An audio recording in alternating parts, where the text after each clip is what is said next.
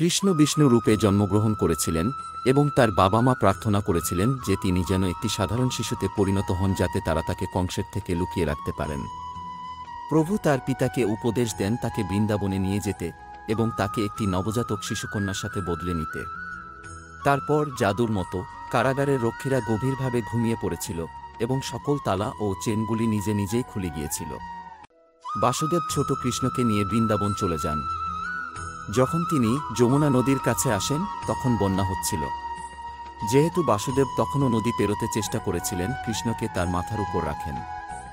জল কৃষ্ণের পায়ের আঙ্গুল স্পর্শ করার সঙ্গে সঙ্গেই রহস্যজনকভাবে হ্রাস পায় যাতে তিনি তার যাত্রা চালু রাখতে পারেন। তারপর তিনি যশোদার বাড়িতে পৌঁছালেন, বাচ্চাদের পরিবর্তন করলেন এবং বাচ্চা মেয়েটিকে কারাগারে ফিরিয়ে আনলেন।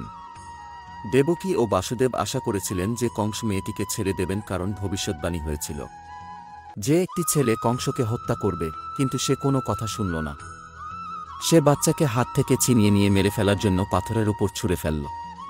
কিন্তু মেয়েটি দেবী দুর্গাতে রূপান্তরিত হয়ে কংসকে বলল যে কৃষ্ণ জীবিত আছেন এবং তার খারাপ কাজের জন্য তাকে শাস্তি দেবেন। নীতি কথা, কখনো কখনো আমাদের নিয়ন্ত্রণের বাইরেও শক্তি থাকে। আপনার যদি শুধুমাত্র মন্দ উদ্দেশ্য থাকে, আপনি সফল হবেন না।